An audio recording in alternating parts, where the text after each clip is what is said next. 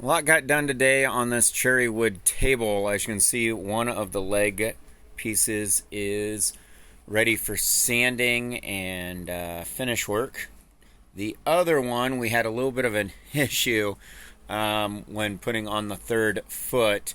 The foot splits, so I end up having to reattach it. So we've got a strap up top, strap down below, but overall it looks good. And then on the top, we re-laminated that bottom piece right there all the way across and got it sanded smooth.